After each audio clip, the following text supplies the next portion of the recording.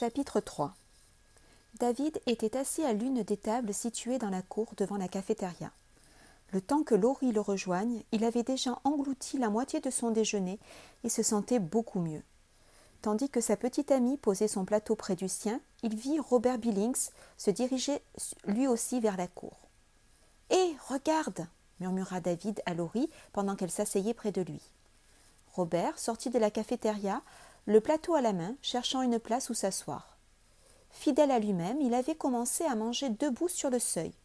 Une moitié de hot-dog lui sortait de la bouche. Il choisit une table où deux autres filles de la classe d'histoire de M. Ross avaient pris place. Dès qu'il posa son plateau, elles se levèrent d'un même mouvement pour aller s'installer ailleurs. Robert fit comme s'il n'avait rien remarqué. David secoua la tête. « L'intouchable du lycée, marmonna-t-il. « Tu crois qu'il a vraiment un problème ?» demanda Laurie. « J'en sais rien. Autant que je m'en souvienne, il a toujours été bizarre.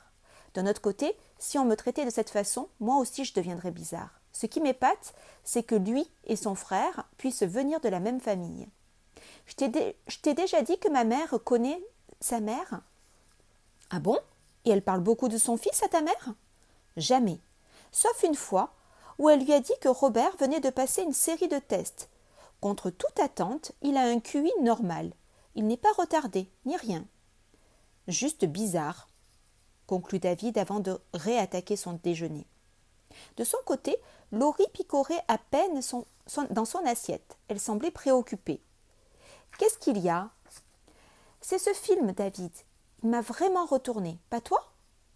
Après un instant de réflexion, il répondit. « Si, bien sûr.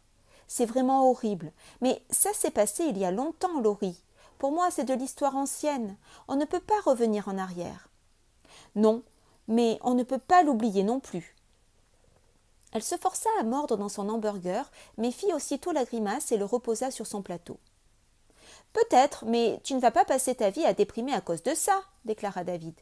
Sur ces mots, il lorgna le hamburger intact de Laurie. « Tu comptes le manger ?» Elle fit non de la tête. Le documentaire lui avait coupé l'appétit.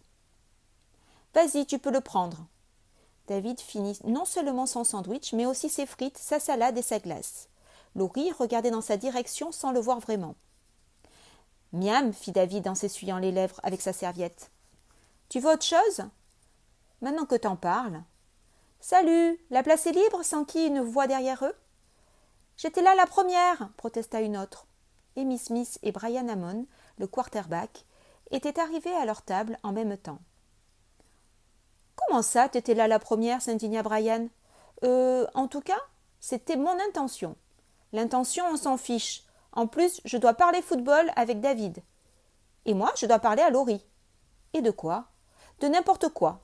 Histoire de lui tenir compagnie pendant que vous deux, vous discutez de votre foot à la noix. »« Arrêtez, intervint Laurie.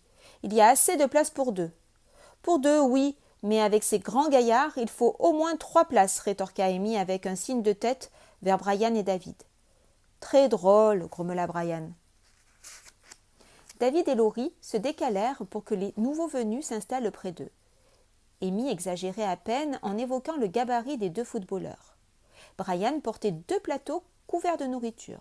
« T'as vraiment l'intention de manger tout ça ?» demanda David en tapotant le dos de son ami. Brian n'était pas très baraqué pour un quarterback. David, qui jouait arrière, faisait une bonne tête de plus que lui. « Je dois prendre un peu de poids, expliqua-t-il en commençant à dévorer son déjeuner. J'aurai besoin de toutes mes forces contre les gars de Clarkstown samedi prochain. Ils sont costauds, énormes même. J'ai entendu dire qu'un de leurs plaqueurs faisait 1,90 m pour 100 kilos. Je ne vois pas pourquoi tu t'inquiètes, rétorqua Amy. S'il est si lourd, il ne doit pas courir bien vite. Brian leva les yeux au ciel. Il n'a pas besoin de courir, Amy, expliqua-t-il. Tout ce qu'on lui demande, c'est d'écraser les quarterbacks. Vous avez une chance de gagner, voulut savoir Laurie qui pensait déjà au compte-rendu du match pour le Grapevine. J'en sais rien, admit David. Notre équipe manque de cohésion. On a pris du retard sur les tactiques et le reste. La moitié des gars ne se pointent même pas à l'entraînement. C'est vrai, renchérit Brian. Schiller, notre entraîneur, a dit qu'il renverrait de l'équipe tous ceux qui sécheraient. Mais s'il tient parole, on ne sera plus assez pour jouer. Comme le sujet semblait clos, Brian mordit dans son deuxième hamburger. Les pensées de David dérivèrent vers une autre question d'importance. Au fait, l'un d'entre vous est-il bon en algèbre ? T'as choisi l'algèbre en option ? Pour quelle raison ? S'enquit Amy. J'en aurais besoin pour mon école d'ingénieur.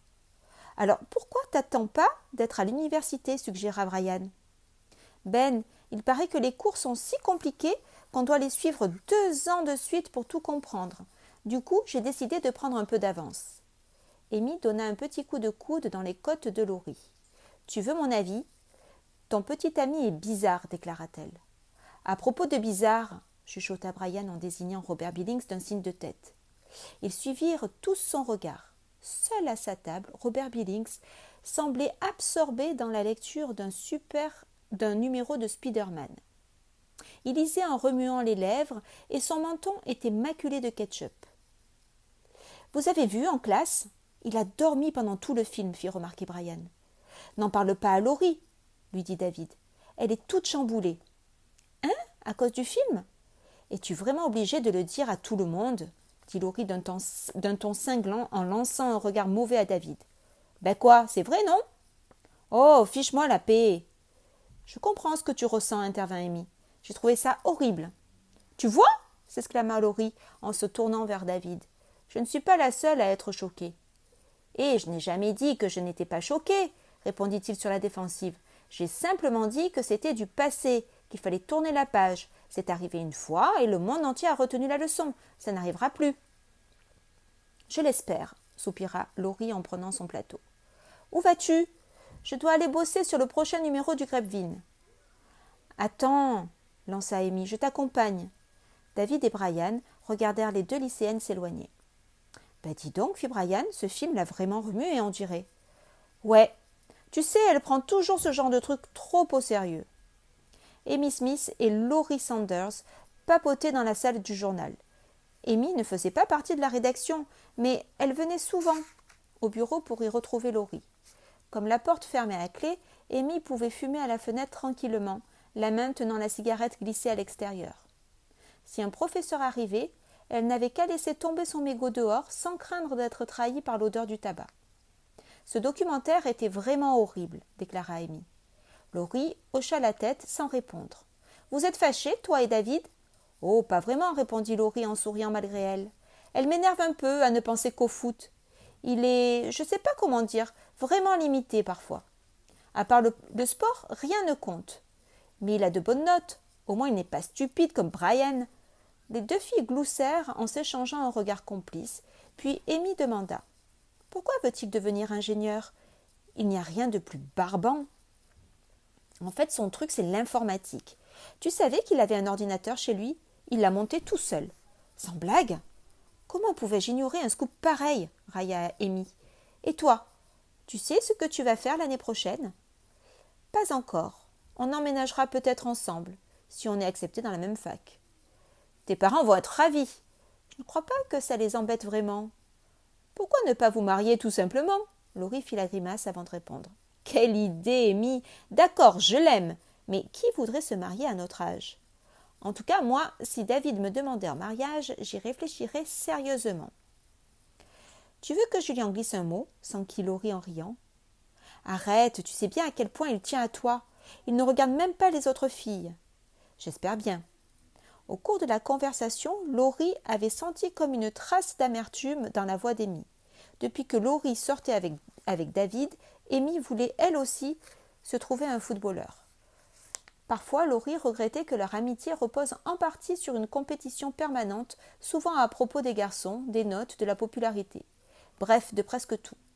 Même si chacune considérait l'autre comme sa meilleure amie, cette compétition incessante les empêchait d'être vraiment proches. Soudain, quelqu'un frappa bruyamment à la porte avant d'actionner la poignée. Les 2 lycéennes sursautèrent. « Qui est là ?» demanda Laurie. « Monsieur Owens, votre principal » gronda une voix grave. « Pourquoi cette porte est-elle verrouillée ?» Les yeux écarquillés par la peur, Amy lâcha aussitôt sa cigarette et s'empressa de fouiller dans son sac à la recherche d'un chewing-gum ou d'un bonbon à la menthe. « Oh, j'ai dû la fermer sans m'en rendre compte » mentit Laurie en gagnant la porte. « Eh bien, ouvrez-la tout de suite !» Amy semblait terrifiée. Laurie lui lança un regard impuissant avant d'ouvrir.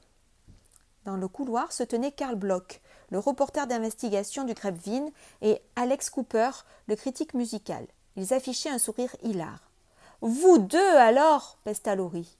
Lorsque le duo de farceurs le plus célèbre du lycée entra dans la salle, Amy faillit s'évanouir. Karl était un grand type blond plutôt mince. Alex, brun et trapu, avait son casque de Walkman sur les oreilles. « Qu'est-ce que vous trafiquez ? Rien d'illégal, j'espère » lança Karl avec une mine de conspirateur. « Tu parles. À cause de toi, j'ai gâché une cigarette à peine entamée, » gémit Amy. « Tss, tss » fit Alex, l'air désapprobateur. « Alors, comment va le journal ?» voulut savoir Karl. « À ton avis, » rétorqua Laurie exaspérée. « Aucun de vous deux n'a rendu son article pour le prochain numéro. »« Oh, oh !» Alex jeta un coup d'œil à sa montre, puis recula d'un pas vers la porte. « Je viens juste de me rappeler que j'ai un avion à prendre pour l'Argentine. »« Je t'amène à l'aéroport, » renchérit Karl, qui le suivit dans le couloir. Laurie se tourna vers Amy et secoua la tête d'un air las. « Ces deux-là, je te jure, marmonna-t-elle en agitant un poing vengeur.